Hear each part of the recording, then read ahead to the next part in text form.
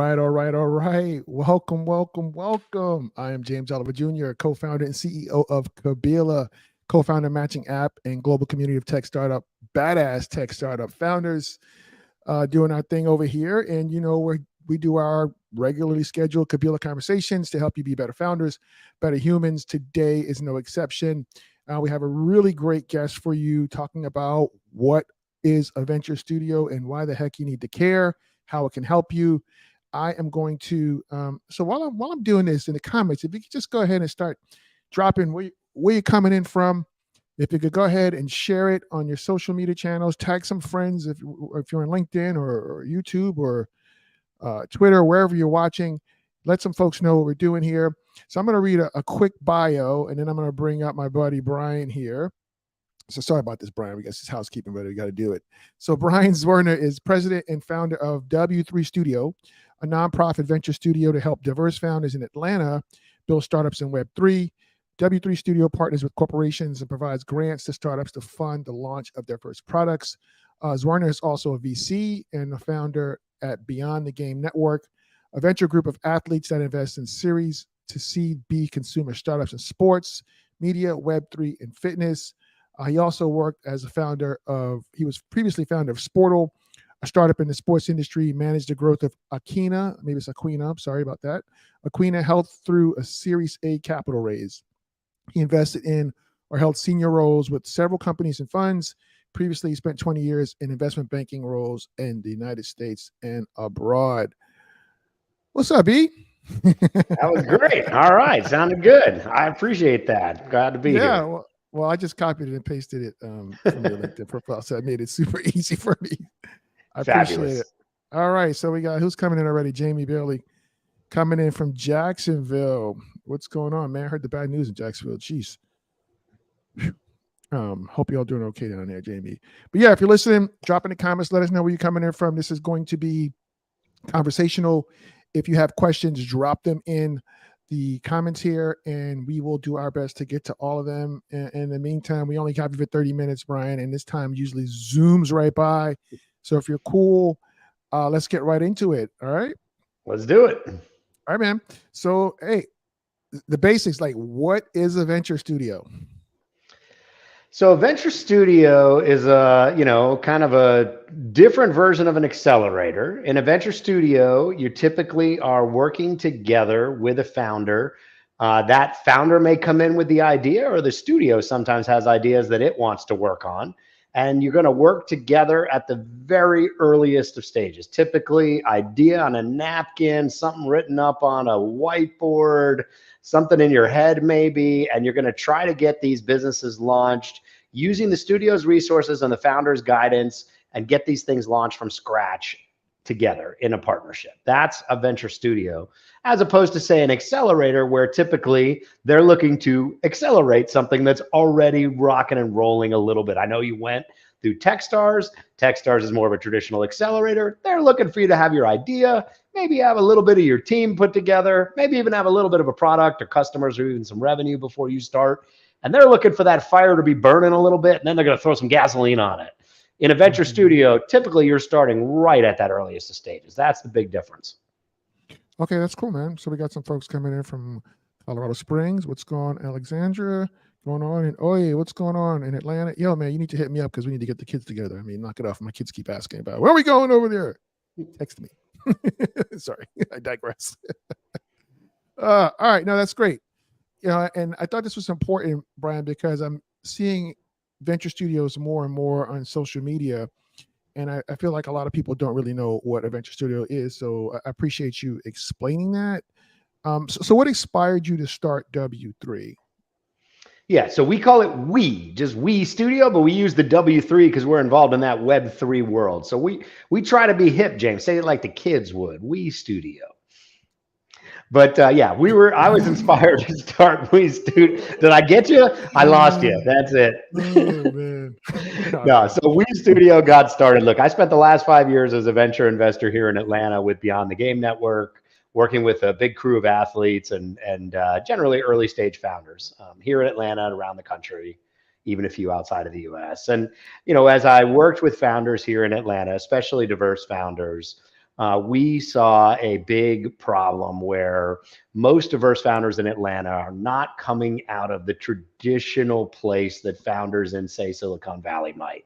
They probably didn't go to Stanford or Cal Berkeley or Harvard. They probably didn't get their first job out of college at Facebook or Google or Apple. People like that come from those kind of backgrounds, they're just funneled right into those pre-seed investors out in the valley. And frankly, they got a pretty easy time raising that first money. They might have some rich friends. They might have some rich former bosses. They're in the right places for that kind of thing. And that is just not the way the Atlanta tech ecosystem is built. We have an awesome tech ecosystem here in Atlanta. I'm proud to be a part of it. I'm excited by what it is. But that's not what we're looking like here. And for diverse founders here in Atlanta, we saw a big gap in getting that early money, the people to believe in you when there's no proof, when there's no customers, when there's no product built. We thought that a studio model was exactly the right model to help those diverse founders that we're seeing in Atlanta. I love that, man. So see, so Oye says, thanks. He didn't know anything about venture studios until you just explained it. So which Appreciate is awesome. that. That's why we hear Oye. Love that. And Jeanette coming in from Virginia. Listening, if you're listening out there, drop in the comments. Please let us know where you're coming from, and drop your questions in the comments as well. Who are some of the other players in the venture studio space here in Atlanta? Because I had a conversation about a week or two ago with a really significant player in the startup ecosystem here. Had a really successful exit, and he mentioned that he's been focusing his investments in the venture studio space. So I'm getting a sense that, I know that's anecdotal, that's an N of one, but are there a lot? It seems like this, and I got a buddy. Do you know Matt Burris? Yes. Yeah. He does a lot of writing about venture studios, and he's starting his own venture studio now. Yeah, exactly. Yeah, exactly right. Savvy Tinkers, I think might be the name of it. Hopefully I got that right. I apologize, Matt, if I got that wrong. Are you seeing a lot of? Are you seeing a lot of activity around venture studios here in Atlanta specifically? Yeah, look, I think we're starting to see more and more of this. There are quite a few that have been successful on the national level, and that has inspired. And I think you got a lot of VCs who started their, venture journeys like me by being a founder. The fun part of being in a studio model as an investor is that I get to kind of help co-found and work on these projects at a really different level than I do when I'm just writing a venture check. I get to work with these founders at the earliest stages and help them to put these things together myself. And I get to take a more active role than I would as just writing a check as a venture investor. Mm-hmm. So we've seen a few pop up. The team at Atlanta Ventures, David Cummings and his group, who run the Atlanta Tech Village, they've got a studio or incubator style model that they've been running for several years, and a number of companies have come out of there. There's a studio called Rule One, like the first rule. They've been up and running. They do venture studios in B2B SaaS. There's a new one that just started with the former head of Techstars here in Atlanta called Neighborhood Studios that's working on location businesses. So David Payne. So yeah, there's quite a few. That's David's thing, David Payne? Yep, that's David's one. Yeah, and that's a studio focused on kind of locally sourced businesses doing things in a location based. So yeah, there's quite a few here now in Atlanta, and it's become a more popular model around the country, as there have been a couple of big studios that have been really, really successful, and some huge companies that come out of venture studios around the country. Okay. Yeah, shout out to Atlanta Tech Village. My co-founder and I, Kayla, we co-work out of ATV, and we're excited to be there. Who's this? Beverly saying, "Oh my God, thank you, so welcome, Beverly." Again, drop in the comments. Let us know where you're coming in from, everybody. Please share this with your friends and followers on social media. And if you have a question, I got questions for Brian, but I'm more interested in hearing you guys' questions. So feel free to ask a question, and I'll put it up, and we can get it to Brian in the interim. Here's a question for you, Brian. What are the pros and cons of venture studios for founders? Yeah, so the pros are venture studios will come in usually earlier than anybody else. They're typically working with founders who are either in an entrepreneur in residence type of role, where a founder comes in with a general idea of a market they want to go after, but really not their solution figured out. Or there may even be, the studios are often generating ideas themselves amongst their own team, finding founders to help run a business in an idea or area that they want to, and partnering in that way. But earliest of possible involvement, typically with reasonably large chunks of cash. They're typically coming in with enough money to get your product live and find your customers. Our studio, We Studios, targets at least $200,000 in funding for the founders that come into our program. We think that's enough to, build your first product, find a couple customers, figure some things out, be able to pivot a little bit on the product and still have cash left over. But some studios, will fund even kind of all the way through seed and sometimes even into the Series A. It might even be $1 million, $2 million, $3 million, so that you take fundraising off the table for the founder in those earliest days when it's so difficult. You just focus on building product and getting it out. So those are the big benefits. Look, what are the drawbacks? Often, because the studios are coming in with significant capital in very early days, the effective valuation is going to be pretty low, leaving the founder giving up more equity. Some studios can take as much as 5, 10, 20% of the company value because they're coming in with a lot of cash really early and a lot of resources. At We Studio, we are working to get ourselves into a position. We are a nonprofit. It's a 501c3 nonprofit organization. It's purely mission driven. Our goal is to raise enough funding to be able to do all of our funding for our founders with grant cash. We don't have that yet. We're still working on it. We've only been around about a year now. But once we're fully operational, that's our goal. Really mission driven, partnering. $20,000 in grants? $200,000 in grant per founding team is our goal. Look, we need to do that. We need about $1 million in annual operating budget. That would allow us to work with 4 to 5 founding teams a year. And that's what we're driving towards at We Studio. But that most of the studios are doing things as equity and are going to be taking somewhere between 5 and 20% of the company. So you guys won't take any equity? You give $200,000. That's our goal. That's our goal. Our goal is to look. This is a nonprofit. Nobody's getting rich off of this except the founders. That's the goal. That's incredible. So some questions are piling up here. I want to get into these, but I do have some. I got some questions about that. That's amazing, bro. You're doing God's work out here. So Alex wants to know what you're looking for in founders. I would piggyback on that and say, like, how are you finding founders? First, what are you looking for, and then how do you find them? Yeah, so most studios are going to have some type of a focus area that they get involved in. Neighborhood studios that we talked about here in Atlanta, they're focused on local-based businesses. Rule 1 studios focus on B2B SaaS. At We Studio, our focus is on diverse founders. So we only work with founders that are Black, Latinx, or women. So founding teams got to be led with Black, Latinx, or women founders. And we're looking for founders that are building in what we define as emerging technology. Anything from kind of the Web3, crypto, and blockchain space to AR, VR, metaverse, and gaming, and maybe a little bit of AI technology. So like most studios out there, we have a specific focus area where our team, our group, our board of directors, our founding team has a lot of expertise. And you're going to see that in that. Beyond that kind of basic starting point, what we're looking for at We Studio, we kind of define a couple of other things with the founders. We're looking for founders that know how to win, that have a track record of winning, that understand how hard it is.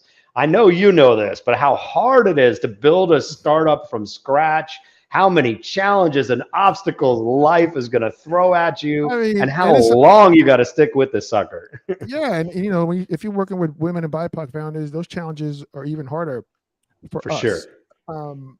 So we want founders that know how to win. At Beyond the Game Network on my venture side, I work with a whole bunch of 30 former pro athletes, mostly NFL players. I always like to say that athletes make amazing startup founders, but the same thing goes through if you played a musical instrument at a high level, were singing or acting or dancing, or involved in anything where you had to show serious commitment over a long period of time and stay focused. We look for founders. I love the way one of our team members defined it as a bias to action. With whatever resources you've got, show us, in the football terms, show us that you can move the ball down the field, that you can push the boulder up the hill. Whatever that means, whatever resources you have available to you, show us that you can make progress. Show us that you're serious enough about this. And even if you can't build a website or launch the app yourself, show us what you can do to advance the mission of your business before somebody throws some cash in there. Just show us how serious you are. I mean, and what are you looking at from their background to prove? Because people can say anything, right? Hey, Yeah, look, you we're look going to it. dig in on that point, right? I want to see what you've done. Have you spun up a landing page? Do Have you have you a landing built, page for crying yeah, out do you have a loud? social media channel? Have you met other people in your industry that you're trying to break into? Have you written out a business plan or some type of a pitch deck? Wait, Have you people still doing business plans? All right, I don't need like a 20-page plan from my college days, but I want to see something. So look, whatever that means for you, we want to see that you're trying. We get that not everybody is technical founders, not everybody's going to be able to launch an app all by themselves in a weekend, but make sure you can show us what you can do. So we're looking for that. And then we're Yeah. looking for people that are serious about the area that they're building in. Mhm. We always worried when we launched this. We talked about the emerging tech areas that we invest in at We Studio. We don't want tourists, man. We don't want somebody that's like, hey, I'll throw a blockchain in here if it's going to get me 200 grand. Well, that's not going to work. We want people that are serious about it. We want to see that you are integrated into the communities that you're trying to disrupt, that you know the products, that you know the Yeah. players, that you've tried the products, that you're serious about that in a way that gives you an edge, that's going to give you some learned experiences that you can draw on to build a better product, to build a better solution. I love that word tourist. Because for us at Kabila, we're about to start doing some in-person co-founder matching events here in Atlanta, and we don't want tourists, right? We only want people who have experienced the pain of needing a co-founder, couldn't find one, or who are serious about finding a co-founder. We don't want people just coming looking around. It's going to make for a terrible experience for everybody. So I love the word tourist. So here's one from Oye. He likes this, Brian. This is incredible for Thank you. founders. 100%. Why are we doing that? So people can find you. You're mostly his. Here we go. Find you here, W3 Studios, right? Yep, that's our website. I'm, active on LinkedIn, Twitter, anywhere you need to go, Yeah. you can find me. Here's his LinkedIn. I knew you were going to say LinkedIn. I see you over there all the time. LinkedIn, I'm most active on. That's the easiest way to Yes. hit me up. You can find Kabila on X, Twitter, whatever the hell that is now, in Threads, which is where I'm mostly hanging out these days. You can also find me on Threads at TrepDad.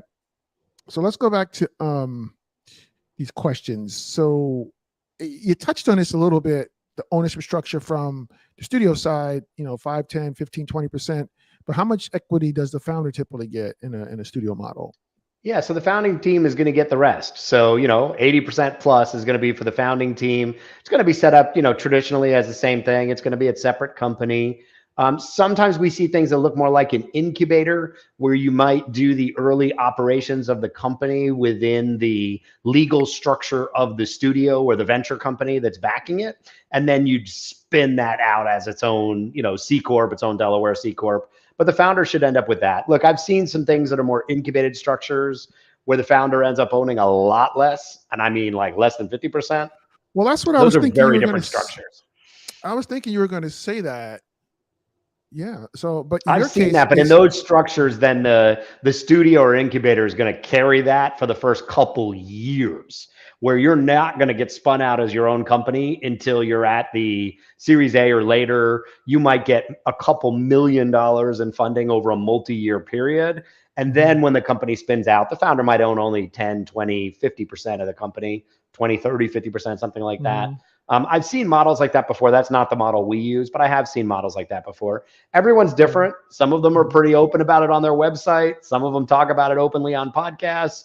Some of them keep their individual structures very customized and a bit private. You just you gotta do your homework on the different studio models and understand what their business model is. Okay, that's a great question, Alexandra. So, given that you guys are a nonprofit, folks, keep the comments coming, please. Please share this, tag friends on social media. That'll be a big help for us. Given your structure with the 501c3, and there's no equity ownership, how is that for positively or negatively impacting your ability to raise money for the studio? So, I mean, our studio is a nonprofit, so we are looking for corporate donations. Our first corporate donor, someone you know very well, it was the Techstars Foundation, the charitable foundation of the Techstars Accelerator Program. Yeah, well, my foundation went through, my Parentpreneur Foundation went through Techstars Foundation Accelerator Perfect. Program. So you are in the same boat with us there. That was our first corporate donor. We're a big fan of Techstars. Shout out Techstars always. Who sponsored you over there? Was that David or Brad? David Cohen. Yep, absolutely. That's who we worked with. But I do a lot of work with the Sports Tech Accelerator out of Indianapolis, Jordan Flegel, and that's kind of who got me started with David. But Okay. also work with Tim Dorr here and the team in Atlanta pretty actively as well. So yeah, Awesome. Awesome. we're looking for corporate donors. We also have embracing some of the Web3 ethos. We have a digital membership pass that individuals can buy that costs $200. That gives you access to our community. All the funds from that digital membership pass, which is actually minted as an NFT, are go into the nonprofit. Nobody's getting paid off of this. Everything right now, 100% volunteer organization. Yeah. Myself and the other board members, nobody's taking a dime out of this. All this money goes to minimal expenses of running the business and maximally to fund this grant program and fund programs for founders. Yeah. But this is Okay. look, this is a mission-driven business. This is a nonprofit. It's a mission-driven business. This is not about making rich people richer, making money for limited partners or anything like that. Right. Look, we may invest in these companies when they emerge from the studio as seed-funded companies. There's a lot of venture people involved. Hopefully, that'll make raising capital easier, but there's no guarantees of that in either direction. That sounds good. All right. So Beverly has a question here. Is there a studio for durable medical equipment I can see if I'm eligible for? She's located in Atlanta. I haven't heard of anything like that, Beverly. I'm sorry. I don't know of anybody that's doing that type of thing in the medical or healthcare space. I do know that, there's somebody who is a new sponsor of the Venture Atlanta conference that is that is doing some type of venture or incubator program or accelerator for the medical space. It's a large medical company. Oh goodness, I'm trying to find it real quick, but we'll try to figure it out. But yeah, there's definitely somebody who is building out a new med tech related funding source here in Atlanta. I don't know if they're doing medical equipment or just medical tech companies. Yeah, Beverly, I think you should connect with Brian here. This is Brian Zwerner on LinkedIn. Send him a connection request and I would DM him once he accepts that. Send him a note to let him know that you met him here. So he accepts your requests. He's probably way nicer than me. I'm a LinkedIn snob. I don't just accept everybody's LinkedIn. But when he accepts your request, then you could follow up with him, and because he will probably remember as soon as we get off this call exactly who that person or organization is that might be helpful for you. So that is awesome. Let's see what else. So Oye, what about funding companies that are service-based, builds enterprise custom applications instead of software product development? Yeah, so very few service-based businesses would be considered, kind of venture scalable. Whether we're a venture firm or a venture studio, we are still looking to work with people that are building businesses that have venture scale. So venture scale basically means you're building something that, is going to be tech business or tech enabled in some way, that is going to give the opportunity for the business to see, explosive growth without huge growth in headcount, that's going to give the kind of long-term upside of businesses that can do tens of millions or hopefully even hundreds of millions of annual revenue, and have a venture scale type of exit. I don't know of any studios that are doing things that are services based that are going to kind of be more what we call like a lifestyle business, or cash flowing kind of businesses as opposed to venture growth type. So I'm not aware that exists. If I find out anything, I'll let you know. Okay. All right. So right before he started answering his question there, he said what he's hearing is unreal. It's amazing. Happy you joined today's call. We're happy you joined as well, Oye. Glad to put this together. And Beverly says, thank you. You're so welcome, Beverly. I can't wait to hear when you follow up with her, who that is, and when she follows up, what happens. I'd love to hear that. All right. So I got another question for you. Again, folks, we have 5 more minutes left here. Feel free to drop your questions in the comments. Please share this out on social media. So what questions should founders be asking a venture studio before they join? Yeah, so it's important to understand, first and foremost, are the studios looking for you, the founder, to come in with an idea, or are they going to work with you to develop and research and figure out the idea? There's 2 different ways that people approach that. So that's the first thing to understand. Then you want to understand what type of capital injection they're going to give and what equity ownership they're looking for and how the structure of that's going to be done on the other side. And then you want to understand the resources. Our studio is set up with a team of 10 people, our board of directors and our selection team, the team that works with the founders. And, all of them are VCs or multi-time startup founders. And we're looking to be able to help anybody that comes into our program fill in whatever gaps they may be missing, whether that's on the technology development side, the marketing or go-to-market side, HR, finance, operations, partnerships, biz dev. We've got the resources to do that. And so that's the thing you want to be asking these studios is, what resources do they have? What are they going to bring to bear? And how are they going to help your startup to get through that very, very hard 0 to 1 phase? Get your product built, and find your first customers. And then what success do they have at helping with capital raising? Because eventually you're going to exit the studio and you're going to need to find new investors who can take you to the next height. We do that at We Studio by having a team of 10 people who have all either invested or raised money before. So we've got hundreds of venture partners and friends and people that we've worked with. But that's another key thing to understand is how do founders exit the studio? How does a startup kind of find its own leg, fly out the nest, whatever analogy you like to say. Mm-hmm. So those are the areas I'd be focused on if I were a founder talking to a studio. That's so good. That makes a lot of sense. And like you said, you have a venture fund, so there's an automatic. Look, obviously you've voted to put them in. You like them. You're working closely with them if you believe in it and it fits your ethos. There you go. It's going to be a pretty easy decision if it fits with what we do at Beyond the Game. That's going to be pretty easy. Easy. That'll be an easy yes. Alexandra says this rocks. So good to see you, Alexandra. I appreciate you. All right. Sorry, there's another question I had, but I think you already answered this. What are the criteria for founders to get in? But basically, you just want people who can move the ball down the field, sounds like. Yeah, we're looking for proven winners. We're looking for people that have shown, a serious interest in the idea that they're building, that have, really researched and thought it through and come in with a good concept of what they're trying to bake, and people that are, that are connected in their industry that they're trying to go after and disrupt, that have lived it, preferably have solving their own problem, and have real, learned expertise in that area. That's what we're looking for. And then obviously it has to meet our core criteria. Black, Latinx, or women building in Atlanta. We are serious about Atlanta. We believe in this ecosystem here. We want people that are here in Atlanta. We will selectively talk to people who are based outside Atlanta if we believe you will really commit to being here long term. We don't want you to show up here for 9 months, take the money and run and go to another city. We think Atlanta is an amazing place to build a tech startup. And we think all the resources are here to be very successful. We've seen huge companies come through this tech ecosystem already. And we want to be a part of that. We want to create, more successful tech founders here in Atlanta, and we want them to be coming from more diverse backgrounds. Awesome. So what's next for W3 Studio? Well, we are working to get our first founder live.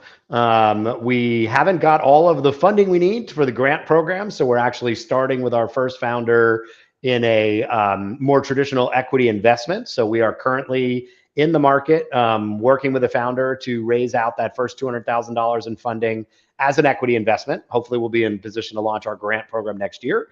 We're always talking to big companies who have a proven track record of corporate donations or foundations that support diverse entrepreneurs. If you're a corporate founder, a corporation out there that has a program that supports diverse founders, we want to talk to you at We Studio. And if you're here in Atlanta and you're interested in what we're doing, we host live events. We've got a big Web3 Atlanta Expo coming up here on September 28th as part of the InnovateL, right after the Venture Atlanta conference wraps on September 28th. So that'll be a great place to see all the amazing teams that are building. We'll have about 4 or 5 founders pitching in a pitch event with a cash prize, an additional dozen founders at the expo. That event's being hosted by us at We Studio, plus 3 other amazing groups in Atlanta, the Atlanta Blockchain Center, 404 DAO, and Solidity ATL, to really show the breadth and strength of the Web3 community here in Atlanta. So that's the next place to see us in person. All right. Well, this was awesome. Thanks everybody for coming through. I appreciate you. Brian, can you hang on for 2 seconds while I roll this outro and shut it down? 100%. Thank you, James. It's been great to talk to you and the audience today. Thank you to everybody that jumped in the comments. It's been great to connect with you. Yeah. Thanks everybody for coming through. Really appreciate it. Hopefully this was helpful for you all. Again, please feel free to share this out with your friends on social media. Please tag a friend. And we have some more good conversations coming up here. It looks like Dom from TechCrunch. Do you know Dom from TechCrunch, Brian? I don't think so. Oh, Dom, for sure. She's been killing it in Oh terms yes, of of course. Yes. yeah. Yep. She just shot me She a covers DM. diversity and tech and a variety of other areas. Yeah, Yep. she's killing it. Yeah, she's just in my Yep. DMs on Twitter about coming on my podcast. Fabulous. So super excited about that. She's All right, great. everybody, Yep. stand by. Let me get this video outro up, and we'll see you next time, everybody. Later.